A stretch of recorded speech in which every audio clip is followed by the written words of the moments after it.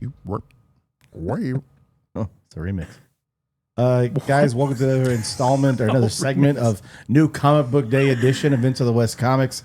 I'm with my resident nerds here. Yes. I haven't made it to the comic book store in a couple of weeks. Been working a lot on Wednesdays, especially. It kind of sucks. Yeah. So I haven't picked up my books. I'm here with Uncle Nephew Shane. Look at that nerd. Resident nerd here. Starman, baby. Starman, baby. Homie. These guys understood the assignment, though. They got themselves to the comic book shop and picked up their goods. Sure did. They did. Hot Dog is here. Brother Marcus. Yes, sir. The smooth, sultry sounds of Afternoon, Brother Marcus. Morning, wherever you are. All those things. Wherever you are in the whatever time world. it may be when Yes. you're watching this. If you're watching this. Guys, let's get into it. New Comic Book Day. What did you bring to the table? Dude, I'll go first. Oh, You're first. Marcus wanted me to We discussed this. You're first. We did. While we hop out. So I've got a few books this week. The first one I want to touch on is what I touched on last week. Superman Lost issue 2 came out this week, where there was a really cool cliffhanger at the end of the first issue where Superman is lost in space, and simultaneously he comes back almost immediately because of the way time works and time dilation and such and so on and so forth. But this is now an issue of him explaining what happened over this 20 years. Now, it's still pretty slow right now. I didn't love this issue as much as I was hoping to. He goes down to a planet after he is lost, and Superman lost, as he is lost, and he goes down, and it's a similar planet to Earth.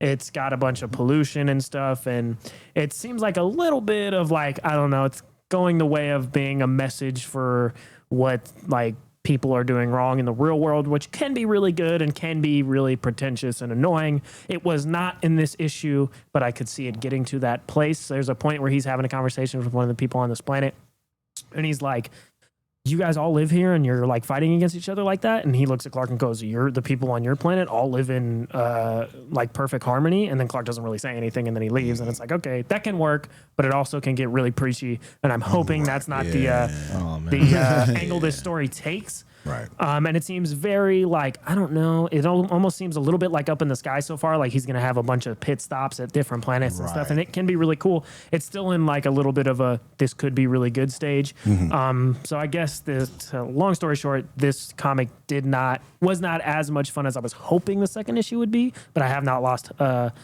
hope in it. It did live up to the excitement of the first issue. It didn't fulfill it, but it still can. Yeah. In all good, faith, I would say that at least with Priest, if anyone's unfamiliar with Christopher Priest's writing style, typically he is a slow burn, but the payoff usually is well worth it. Towards the end. I agree. That's why I would say stick with it. If You you read his guys are Deathstroke interested in stuff. this. Yeah, he's great. He's great, and that's great. where kind of my hope is still in it. And Yes. it wasn't bad. It just wasn't what I hoped it would be. Right. And the second book I'm going to talk about this week is Guardians of the Galaxy #1 by Lansing and Kelly. This, so I was okay, is there a Marvel #1 that I can grab and jump into? There was this week. Yes. This comic was fantastic. And it's the Guardians that you know from the movie, and they're not quite as goofy as they are in the movie, but they are fun and they are making jokes. It's that lineup. Yes, it is that lineup exactly. It's Mantis, Nebula, Gamora, Peter Quill, Drax, and Groot, kind of. Okay. So this issue starts, they're on a planet, they're evacuating this planet, trying to save it because the world's going to end. This planet they're on is going to end. You don't know why yet.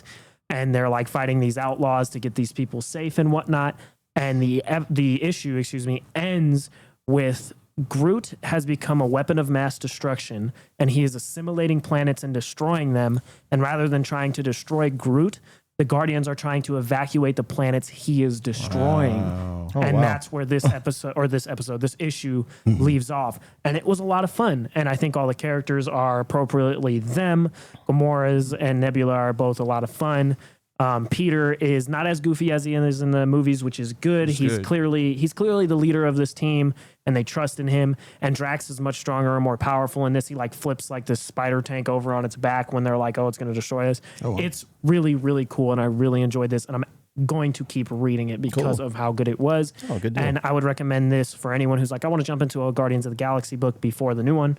this one. This one will have all the characters you know. Right. It's an approachable story, and you'll be invested because of what you know from the movies. Wow. And lastly, I want to talk about the hardcover for the first volume of The Last Ronin, which is by Kevin Eastman, Peter Laird, a bunch of artists, Tom Waltz, stuff like that.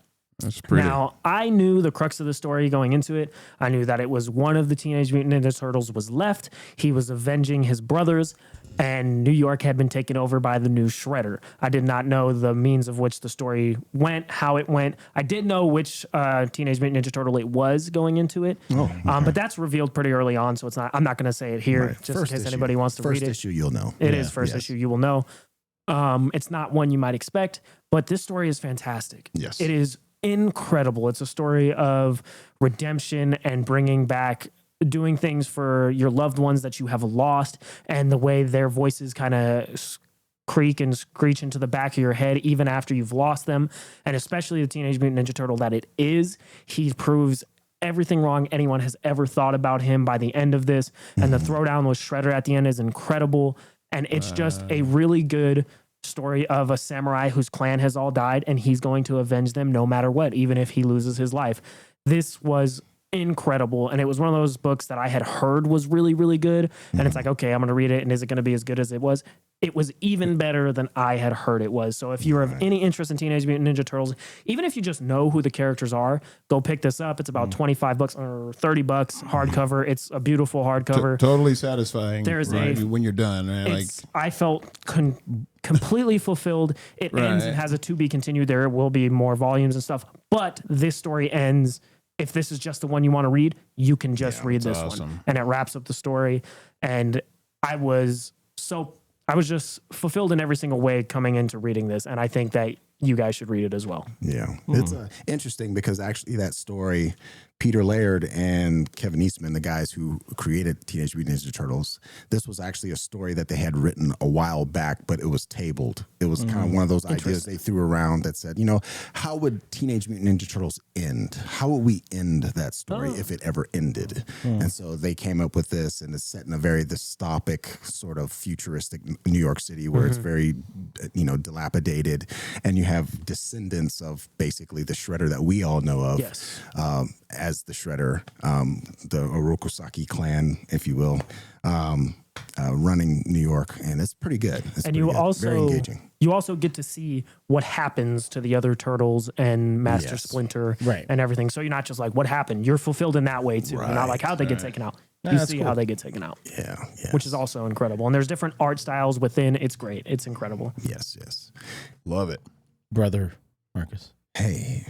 So for me, I took the more along the lines of the hardcover, hardcover sort of thing. So basically what I try to do is I have to shake it up because every now and again you get caught in this kind of a monotonous rhythm of just reading comics, like single issue.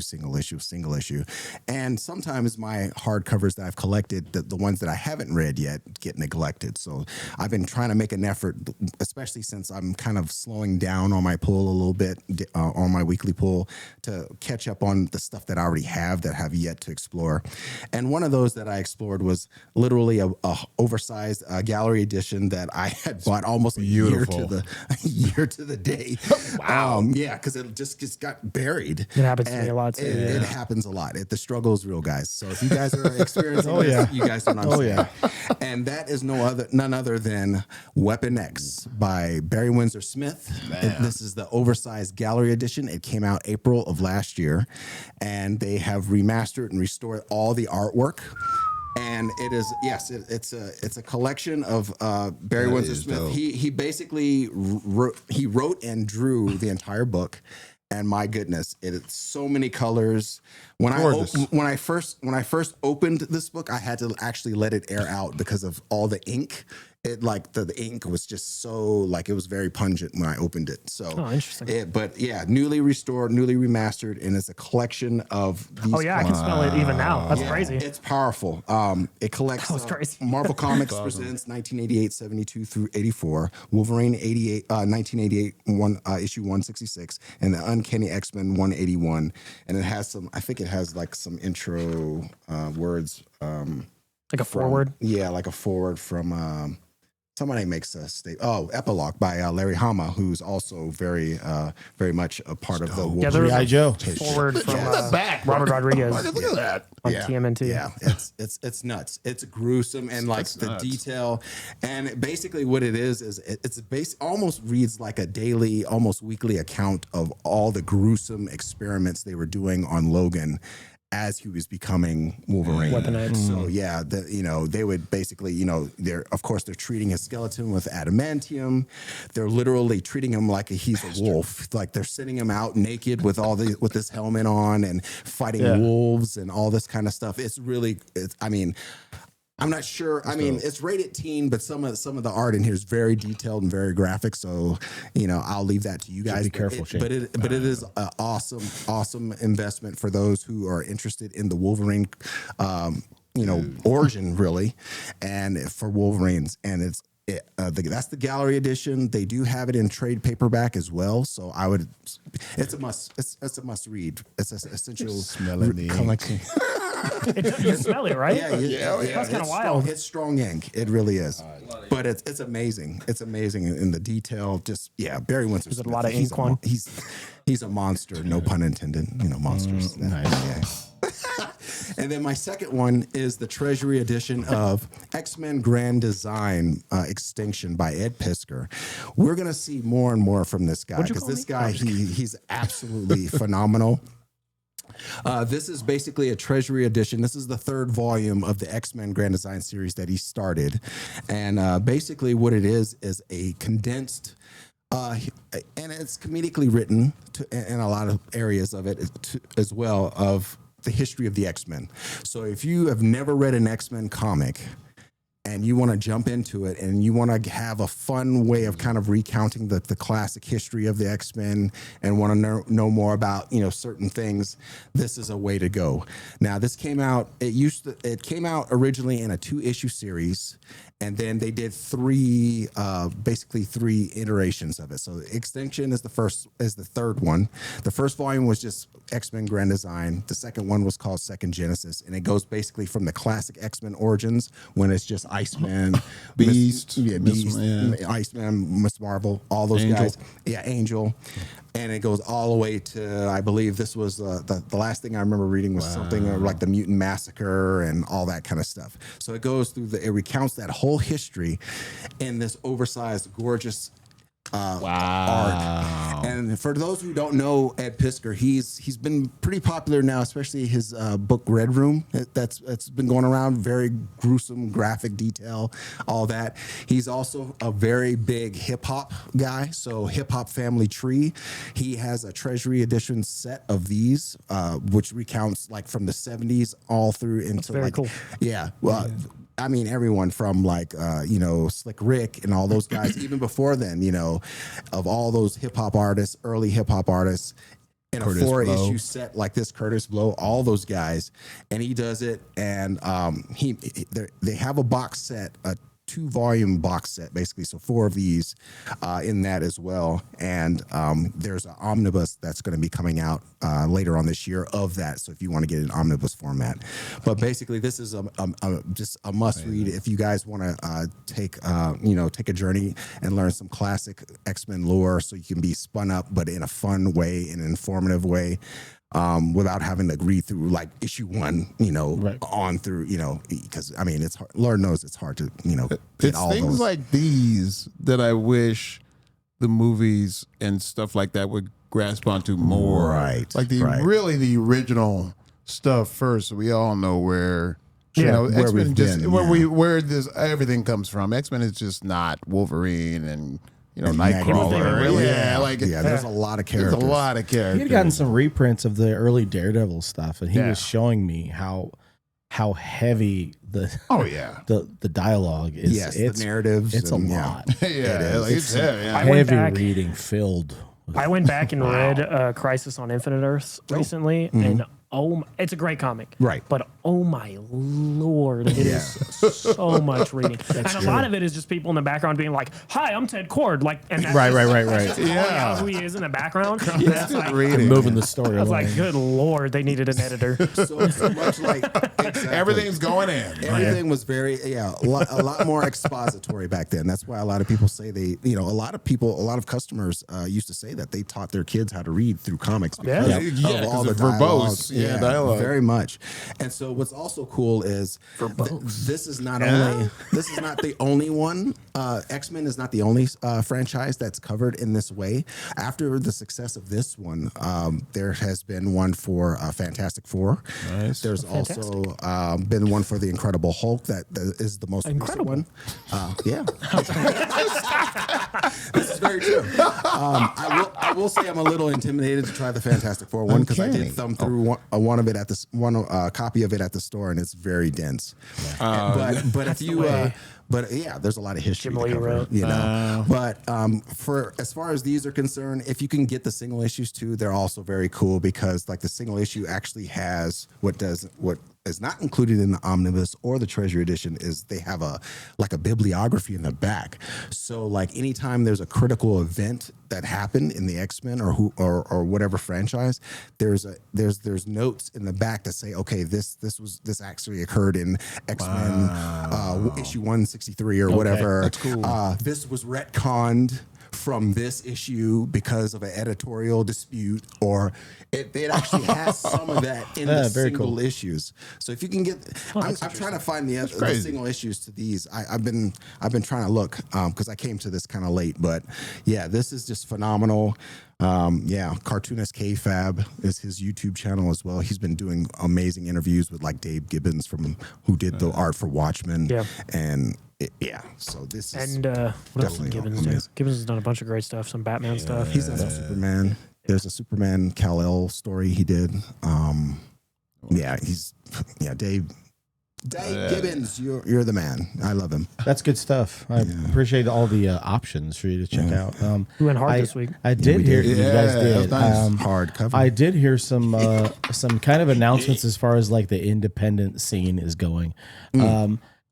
I just saw a little quick video as far as some popular writers getting together, talking about like Joel Jones, Stephanie Phillips, Scott Snyder, Jock, Rom V. I think I know what you're talking about. Yeah. I know there's a bunch of other ones that I haven't included in it, but it's going to be an independent type of launch that they're doing, more creator owned, big project that's going to be coming out. I already signed up for the newsletter. I'm not even sure what it is yet, but I'm excited just because of all of the different creative forces behind it. So when we get more information, we'll be talking about that in the coming weeks. I don't know as far as, is it a digital format only? Is this like a Substack type of thing? Is this something we can actually pick up actual books? Could it be something that competes on the same level as a Boom Studios or a Dynamite or an If Image it's good, Comics? I'm sure. It eventually could be. But guys, this is great suggestions. We do appreciate it, Paul. And then the last thing I wanted to shout out, is our good friend Philip Kennedy Johnson. He's got a lot of stuff going on. He still has his Action Comics going on, which is fantastic still. It's wrapping up with his Metallo story arc, which is incredible. New James Bond series. New James Bond this for Love of Country. And he's killing that, which he's stayed on James Bond way longer than I thought he would. Right. He has John Stewart Green Lantern starting in the next few months, I believe. I think it's July. But he has his first story with John Stewart as a backup to Green Lantern Hal Jordan #1, which comes out this next week. Yes. So if you want to get started with that, he will be the backup story on that. Excited for it. And then last but not least, he has the Incredible Hulk starting soon, which is going to be incredible. June 21st. Really excited for it. I did my pre-order. And I did as well. I'm super excited for that. So shout Did out. he mean to do that one? Maybe. Yes, no. But we're really excited for him and to read all the stuff he's still got coming out. Yeah, man. No, we're excited. There's a lot of stuff. We'll have him on here soon. Yeah. Soon. There's a lot of stuff to check out. You know. DC, I'm for the first time in a while, I'm pretty excited for DC right now. I am. because I'm reading Marvel and You're not pleased. This is good. we're searching. Guardians It feels book was a there's lot of something- I added that to my poll again. I said, I mean, I've been working the last 2 Wednesdays, so I haven't been able to get to the shop. So right. And I've Chip got to Zdarsky- pick up my stuff. Box is full. Yeah, I Chip wanna Zdarsky get in there. said he is leaving Daredevil. So, but he did say he didn't mention who it was, but he said he's already made that historic because there's a tradition with Daredevil to have a good pass down to your next writer, and he said he's already kind of Worked with him. exchanged notes and Nice. yeah, I'm interested. and he's saying that Daredevil's in good hands. We got Comic Con like 2 weeks away, so I mean, we could be getting some news. Yeah, Amazing Comic Con's coming to Las Vegas in 2 weeks from now. I mean, it's I gonna think be I'm going here, to buy the soft cover for the first failsafe for Batman. I don't usually do that if I have the single issues, but I'm going to get it. This is a good first arc so far. So Very far, much, so good. very much.